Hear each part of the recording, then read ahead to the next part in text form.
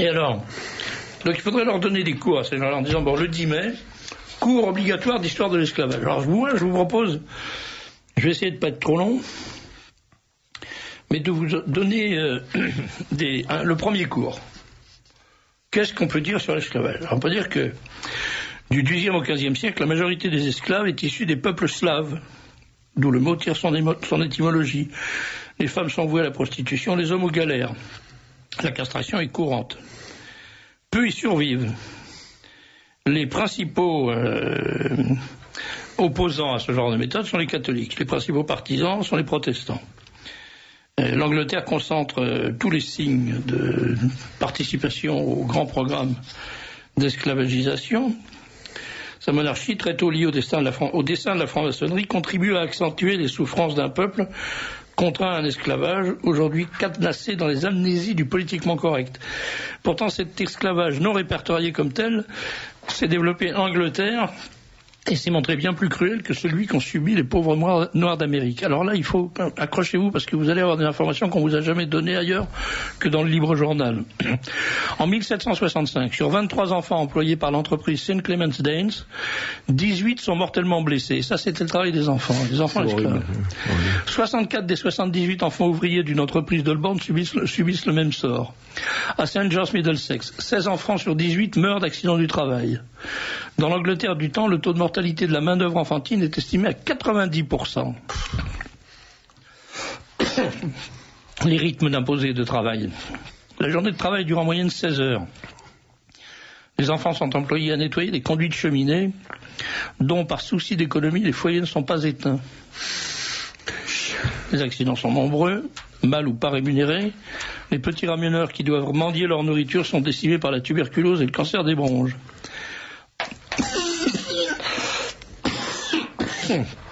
Décidément. Dans The White Slaves of England, John C. Cobden décrit la cruauté des patrons. En 1833, dans une usine de Manchester, un garçon de moins de 10 ans, arrivé en retard, est contraint à porter des poids de 10 kilos autour du cou. D'autres, roués de coups, meurent. Dans les mines, des dizaines de milliers d'enfants servent de bêtes de somme, attelés à des chariots. Dans les cimetières, les épitaphes témoignent de l'âge des esclaves. William Smith, 8 ans, mineur, mort le 3 janvier 1871. Alentour, des enfants de 4 ans reposent dans d'autres petites tombes. Dans The Factory System Illustrated, William Dodd note qu'en 1846, plus de 10 000 ouvriers anglais, en majorité des enfants, ont été blessés, mutilés ou déchiquetés par des machines. En 1846. En 1840, un médecin de Stockport voit mourir une jeune fille, la chevelure happée par le roulement à vide d'une machine. John Randolph, virginien de Roanoke, voyage en Irlande et en Angleterre, accompagné de son serviteur. Il écrit « Je ne pensais pas être autant choqué par la misère des paysans de Limerick et de Dublin. Johnny est même fier d'être un esclave. » Écoutez bien ça. Johnny est même fier, Johnny c'est son serviteur, hein, est même fier d'être un esclave noir de Virginie. Il était horrifié de voir des taudis, des blancs mourant de faim. La vie des paysans du sud de l'Angleterre, témoigne l'historien anglais William Cobbett, est pire que celle des esclaves noirs américains. En 1834, les fermiers du Dorset tentent de former un syndicat pour préserver de la famine les veuves et les orphelins. Ils sont déportés en Australie, comme esclaves. Outre-Atlantique, le sort des esclaves blancs. Premier déporté dans le Nouveau Monde, où l'appât du gain a aboli toute morale, est aussi inhumain.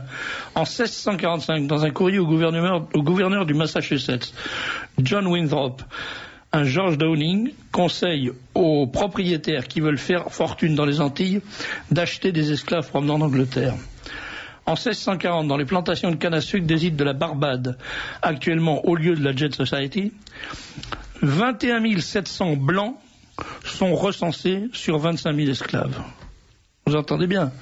25 000 esclaves, 21 700 blancs. Alors, aujourd'hui, la prétention de certains lobbies de confisquer l'histoire de l'esclavage au profit des Noirs, c'est scandaleux, c'est vraiment un mensonge historique. De 1609 à 1800, près des 2/3 des Blancs arrivent en Amérique comme esclaves. Ils constituent la grande majorité de cette main-d'œuvre. Il est moins difficile d'obtenir des esclaves blancs que des nègres. Les chefs des tribus africaines doivent être saoulés par les marchands de bois d'ébène. Les Noirs ne sont capturés qu'après des traques qui durent de longues semaines dans des conditions excessivement périlleuses à travers les forêts et les savanes africaines. Le rendement, entre guillemets, est très mauvais. La plupart des captifs meurent à bout de force avant d'arriver au bateau. Les pistes sont jonchées d'ossements. Une bonne partie des survivants succombera pendant la traversée. En revanche, dans les villes et la campagne irlandaise et écossaise, des kidnappers, que l'édition 1796 du Dictionary of Vulgar Tongue, dictionnaire de langue vulgaire, définit comme personnes qui volent des enfants pour les envoyer dans les colonies, dans les plantations des Antilles, fournit à moindre frais des esclaves moins coûteux à livrer. Selon History of the United States d'Edward Channing, 10 000 enfants kidnappés ont été déportés aux États-Unis en 1670. 10 000. C'est-à-dire des enfants volés à leurs parents. Michael Hoffman évoque le négoce du capitaine Henry Brain. En novembre 1670, son bateau quitte la Caroline. Il est chargé de charpentes qui doivent être livrées aux Antilles anglaises en échange d'une cargaison de sucre pour Londres. Ici, le capitaine prend à bord 200 à 300 esclaves blancs à destination de la Caroline. Le trésorier de l'État de Virginie, George Sandys, atteste du peu de valeur d'un esclave blanc quand il en échange 7 contre 150 livres de tabac. Dans A True and Exact History, Richard Ligon mentionne une esclave blanche troquée en 1657 contre un cochon. Dans les Antilles anglaises, les 4/5 des esclaves blancs meurent dans l'année de leur arrivée. Dans Sugar and Slave, The Rise of the Planter Class in the English West Indies, l'historien Richard Dunn démontre que les plantations de canne à sucre des Antilles anglaises étaient le tombeau des esclaves blancs. Écœuré par de telles pratiques, le colonel William Brain écrit en 1656 aux autorités anglaises pour demander l'importation d'esclaves noirs. Mais l'esclavage des Blancs est encouragé par les hautes instances politiques et la couronne. En 1615, le Parlement anglais, soutenu par Charles Ier, donne tout pouvoir aux magistrats pour permettre les déportations des Anglais les plus pauvres. Sous le règne de Charles II, 1638-1685. Même le Pays de Galles n'est pas épargné. Au XVIIe et XVIIIe siècle, des économistes insistent sur le bien fondé de l'esclavage des Blancs, main-d'œuvre qui permet le développement des colonies anglaises et favorise l'expansion de l'Empire britannique. En 1618, les aristocrates adressent une pétition au Conseil de Londres, exigeant que les enfants qui errent dans les rues soient déportés en Virginie. En janvier 1620, des enfants tentent de s'enfuir de la prison de Bridewell. Une mutinerie éclate, on craint que le mouvement se généralise. Un courrier est envoyé au secrétaire du roi, Sir Robert Naughton. Le 31 janvier, le Privy Council autorise à titre d'exemple le recours aux sentences capitales.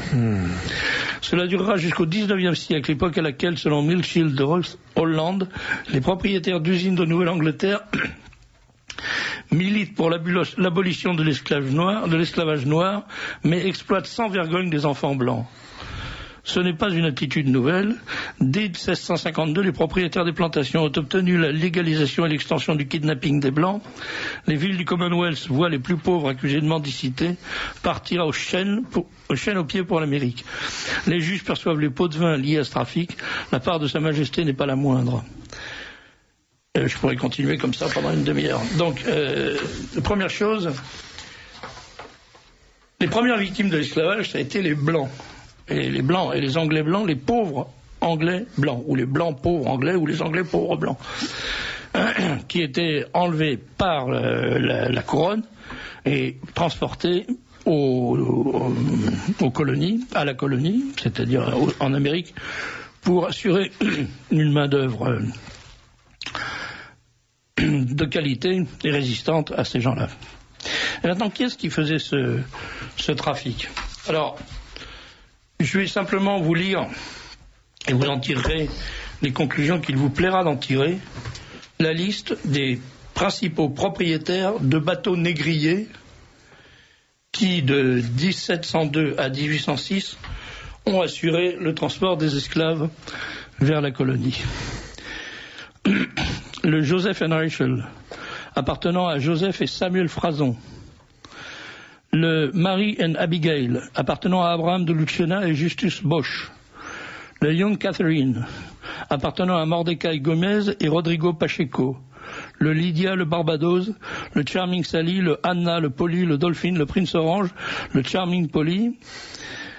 appartenant à Rachel Marks, le Drake appartenant à Nathan Levy et David Franks, le Seaflower appartenant à Nathan Levy et David Franks, le General Well, le Defiance, le Perfect Union, le Dolphin, le Confirmation, le Diamond, le Rising Sun, le Lord O, le Rabbit, appartenant à Nautal Isaac et Abraham Hart, le Charming Betsy appartenant à Samuel Levy, le Two Sisters appartenant à John Franks, le Deborah appartenant à Samson Levy, le Gloucester appartenant à Moses et David Franks et à Isaac Levy, le Delaware appartenant à Moses et David Franks, le Jane à David Sexas, le Rebecca à John Bueno, le Anne à James DeWolf, le Crown Galley et le Postillon à Isaac Levy, le Orleans et le Dreadnought à Heyman Levy, le Duke of Cumberland appartenant à Judah Hayes, le Duke of York appartenant à Jacob Franks, le Betsy à Samuel Jacobs, le Pearl à Emmanuel Alvarez Correa et Moses Cardozo et Abraham Hart, le Marie et Anne appartenant à Mose Levy et le King George appartenant à Naphtali Hatt.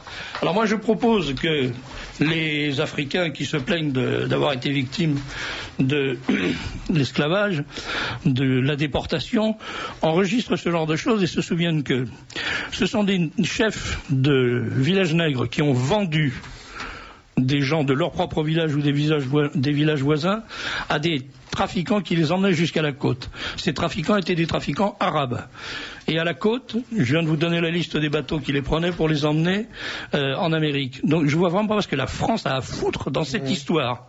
Je vois vraiment pas ce que nous, Français, nous avons à foutre dans cette histoire d'esclavage.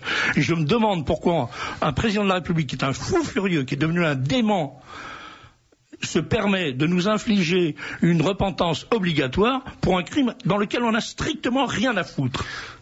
Voilà. Moi, je voudrais qu'on m'explique ce qui se passe dans ce pays de dingue où on raconte n'importe quoi à n'importe qui, où tout le monde marche. On avale ça, on dit oh là là, oui, les pauvres esclaves. Bien sûr, c'est pas marrant d'être un esclave, je vais bien le croire, mais c'est pas moi qui les ai foutus en esclavage. C'est pas moi qui suis allé les chercher dans leur village. C'est pas moi qui les ai transportés à la côte. Et c'est pas moi qui étais propriétaire des bateaux qui les ont transportés en Amérique. Et une fois que j'étais en Amérique, c'est pas moi qui étais propriétaire des distilleries d'alcool que les mêmes propriétaires de bateaux avaient fabriqué pour payer avec de l'alcool les esclaves qu'ils faisaient importer. Voilà. C'est effrayant. Ça, jamais personne ne le dit. Jamais personne ne le dira. Et vous le trouvez dans le livre journal si vous êtes... Vous savez ce que le tsar avait dit à Napoléon après l'entrevue après Austerlitz? Il avait dit c'est des marchands de chair humaine. Napoléon avait dit, Majesty, promettez-moi que vous ne ferez plus la guerre. Il avait dit, c'est les Anglais, c'est des marchands de chair humaine. Ouais. Les roast beef, hein, ça dit bien leur nom quand même. Hein. Voilà un petit peu d'histoire révisée.